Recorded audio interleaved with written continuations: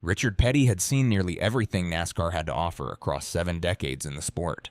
He had watched legends rise, champions fall, and careers end in ways nobody expected. But when Kyle Busch died on May 21st, 2026, even Petty went silent. For days, as tributes flooded in from every corner of the racing world, the king of NASCAR said nothing. Fans demanded answers, rumors spread, and the silence from one of the sport's most respected voices only deepened the shock. Then Petty finally spoke, and what he revealed was not simply about one tragic medical emergency inside a simulator facility in North Carolina. It was about years of pressure, pain, and the relentless psychological weight of being NASCAR's most polarizing superstar. According to Petty, Kyle Busch had been carrying something personal inside him. Every single week he stepped into a race car, and that same quality that made him the greatest winner in the sport's history may have been the very thing that prevented him from slowing down when his body was desperately telling him to. To understand what Richard Petty exposed, you first have to understand the final 11 days of Kyle Busch's life. May 10th, 2026, Watkins Glen International, New York. Kyle Busch was competing in the Cup Series event when he got on team radio mid-race and asked for a doctor to meet him afterward. Fox Sports reported he was battling a sinus cold. Medical experts later noted that the intense G-forces and elevation changes at the New York road course had likely made his condition significantly worse. The rapid shifts in airflow and pressure, creating exactly the kind of physiological environment that compromises the body's ability to control a respiratory infection. Most drivers would have withdrawn. Kyle Busch kept racing. May 15th, Dover Motor Speedway. 5 days after calling for a doctor, Kyle climbed into his truck and dominated the NASCAR Craftsman Truck Series race at Dover. He led 147 laps. He won his 69th Truck Series victory, extending his own all-time record. After climbing out, he mentioned to reporters that the cough had been substantial throughout the week. Then he took his signature bow to the crowd, walked to victory lane, and told Fox Sports' Amanda Busick something that nobody fully understood at the time. But because you never know when the last one is. May 17th, Dover, the All-Star Race. Kyle finished 17th. It was the final race of his career, though nobody in the garage knew it yet. His car was already being prepared for the Coca-Cola 600 at Charlotte Motor Speedway the following weekend. His name was on the entry list. His seat was fitted and ready.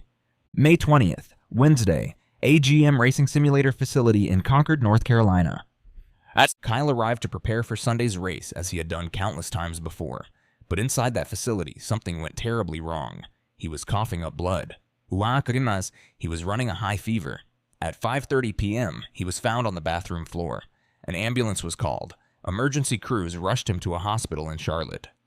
May 21st, Thursday, 4:37 p.m. Kyle Busch was pronounced dead. NASCAR, his family, and Richard Childress Racing issued a joint statement approximately 1 hour later. His car was still on the entry list for the Coca-Cola 600. He had plans scheduled to meet Dale Earnhardt Jr. the following Thursday to get his seat fitted for a late model race at Wilkesboro that summer. None of it would happen. Kyle Busch's family confirmed on May 23rd that he had died from complications of severe pneumonia that progressed into sepsis.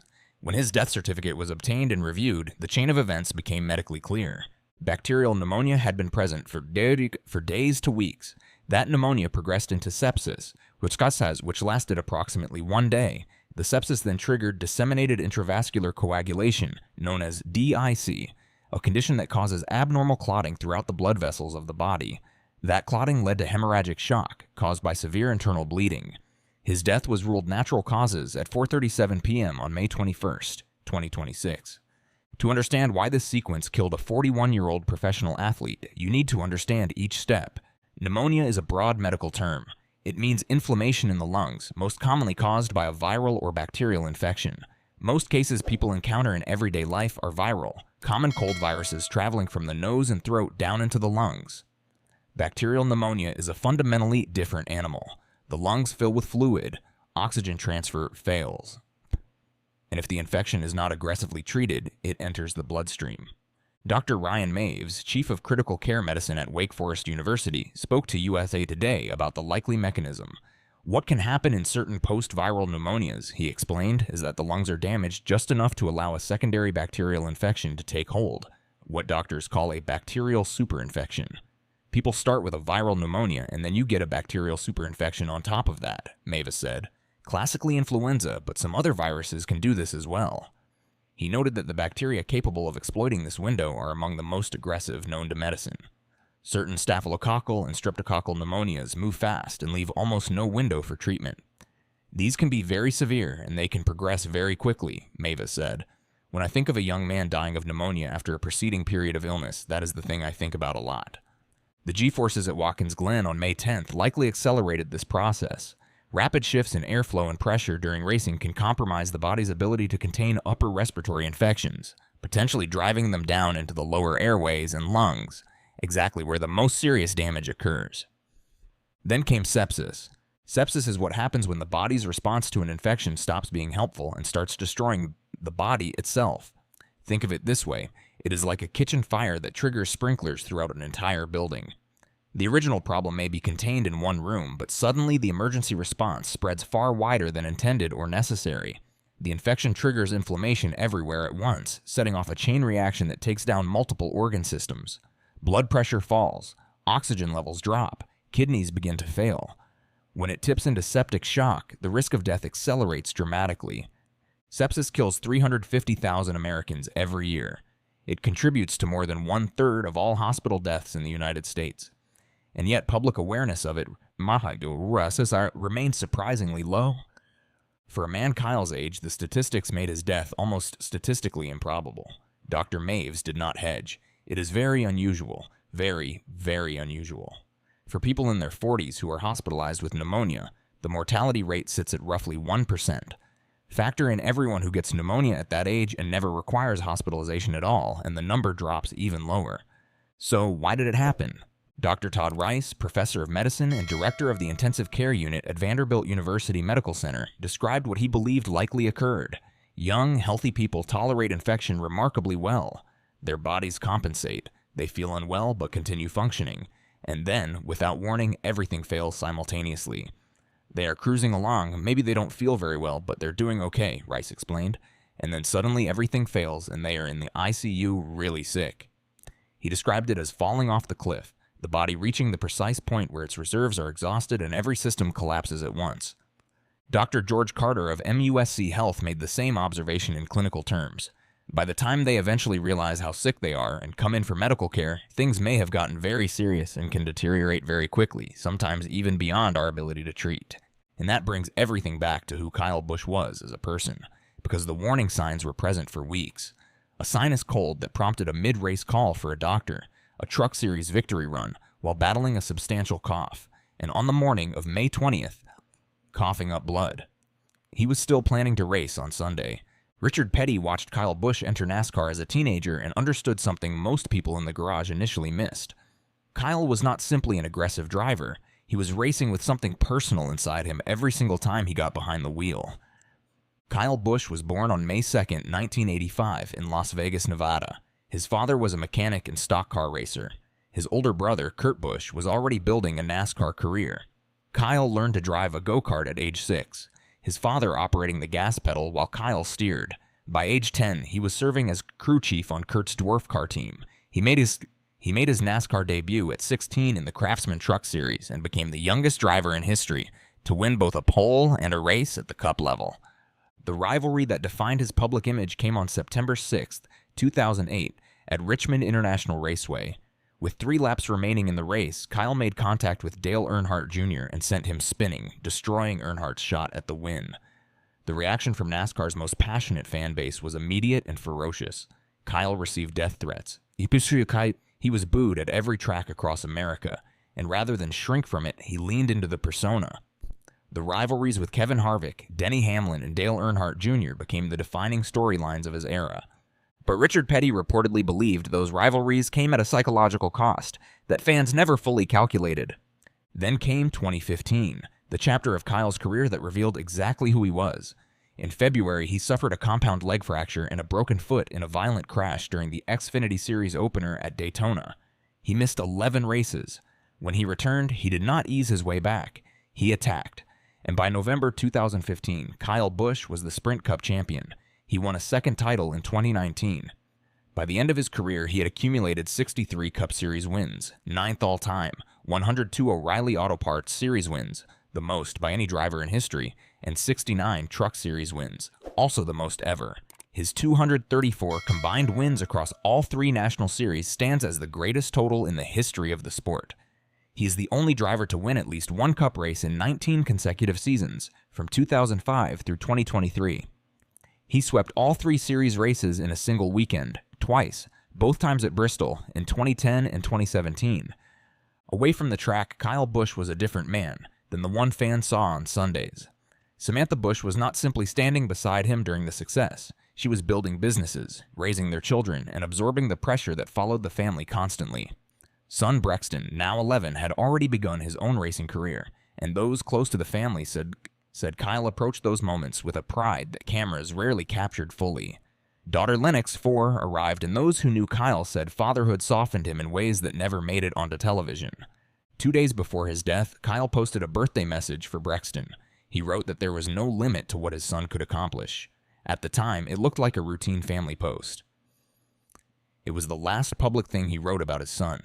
What Richard Petty understood, and what the garage only fully grasped after his death, was that Kyle's most enduring legacy was not the wins he accumulated himself. It was the careers he built for others. Daniel Suarez, who won the Coca-Cola 600 days after Kyle's death in his honor, described their relationship with complete honesty. "He didn't have to help me. He didn't have to help this Mexican kid that can barely speak English. He was already a legend of the sport, and he took the time every single week to help me." Kyle Busch Motorsports alumni account for 27.2% of all Cup Series starts in 2026 and 38.9% of all Cup Series wins in 2025. The drivers he launched, William Byron, Christopher Bell, Bubba Wallace, Eric Jones, Daniel Suarez, Noah Gragson, Martin Truex Jr., now form the backbone of the modern NASCAR garage. Dale Earnhardt Jr., the man whose car Kyle spun at Richmond in 2008, igniting one of the sport's bitterest rivalries, wrote one of the most personal tributes of anyone in the sport. "Kyle and I had a really challenging existence for many years," Earnhardt wrote, "but we luckily took the time to figure out our differences, and that was something he instigated." Earnhardt noted that the two had been planning to meet the Thursday after Kyle's death to get his seat fitted for a late model race at Wilkesboro. "He seemed extremely happy," Earnhardt wrote. "My heart is broken for the Busch family. I will never be able to make sense of this loss, but I am thankful that we had found a way to become friends." Denny Hamlin, Kyle's former Joe Gibbs racing teammate and the driver who sits just behind him on the all-time Cup wins list with 61 victories to Kyle's 63, was equally direct. "Absolutely cannot comprehend this news. We just need to think of his family during this time. We love you, KB." Kyle Larson stated simply, "Completely heartbroken to hear the news of Kyle's passing. He was the bar we all measured ourselves against." NASCAR removed Kyle from the 2026 Cup Series point standings following conversations with Richard Childress Racing, citing empathy for those who would see his name listed. He had been 23rd in points with 217 accumulated across 12 races, including a top 10 finish at Watkins Glen just weeks before his death. His car was renumbered to number 33, and Austin Hill took his seat for the remainder of the season. The Coca-Cola 600 on May 24th became something no race had been in a generation. A memorial service with 95,000 people in attendance. The black number 8 was painted onto the infield grass. His name sat atop the scoring tower in pole position. Before the race, Kyle's family, Samantha, Brexton, Lennox, his parents Tom and Gay, and his brother and NASCAR Hall of Famer Kurt Busch, gathered by that painted number on the infield. Samantha shook with tears as she held on to Brexton, who wore a black hat bearing his father's number. Every driver competing that day stood behind the family on the grid. The Charlotte Fire Department pipe band played Amazing Grace. The drivers completed the missing man formation on the opening laps. On lap 8, the 95,000 fans in the grandstands held up 4 fingers on each hand in silence, then erupted into cheers as the field passed. Daniel Suarez won the race. In victory lane, he could barely speak. "The very first thing that came to my mind was Kyle," he said. "A few days ago, I was still hoping that somebody was going to say that it wasn't real." In the Truck Series race the same weekend, Lane Riggs won and performed Kyle's signature bow in victory lane, wiping tears from his eyes as he did it. 234 wins. That number sits alone in the record books, separated from every other driver in NASCAR history by a margin that is not a gap, but a canyon. 102 wins in the O'Reilly Auto Parts Series, the most ever. 69 in the Craftsman Truck Series, the most ever. Thomas, 63 in the Cup Series, 9th all-time, the only driver to win in 19 consecutive Cup seasons, the only driver to sweep all 3 National Series in a single weekend, twice. But the number that may ultimately define his impact most completely is the one that measures what he built for others. Roughly 1/3 of all cars in the Cup Series field on any given race weekend in 2026 can trace some part of their story back to Kyle Busch Motorsports. In 2025, nearly 39% of all Cup Series wins belonged to drivers who came through his program. In his final public interview before his death, Kyle was asked about his record of 234 wins and whether it would ever be broken. "Maybe I'm training that young guy that's going to break it," he said. "My son, Brexton." Brexton Busch is 11 years old. He is already racing sick. And those who have watched him describe the same hunger, the same intensity, the same absolute refusal to accept anything less than winning that defined his father from the very beginning. Richard Petty said it plainly: the sport may have lost Kyle Busch, but it has not lost the fire he created inside future racers chasing greatness. Kyle Busch never received a farewell tour. There was no final lap around his home track, no goodbye season, no ceremonial last race. Just one last victory lane bow at Dover on May 15th, 6 days before the world changed. His final words in a post-race interview were not written as a farewell, but they read like one now. "You take whatever you can get, man. You never know when the last one is going to be, so cherish them all. Trust me." Sepsis kills 350,000 Americans every year. It does not arrive with a warning loud enough to cut through the noise of a life lived at full speed. If you have a fever that will not break, shortness of breath, confusion, or you find yourself getting worse after appearing to improve, do not wait. Kyle Busch did not slow down because slowing down was never part of who he was. That identity made him the greatest winner NASCAR has ever seen. And it is the same reason his final race was not on a Sunday afternoon in front of 100,000 fans, but inside a simulator room in North Carolina, still preparing for the next one. There is no villain in this story. There is only a man who was exactly who he had always been, right until the very end.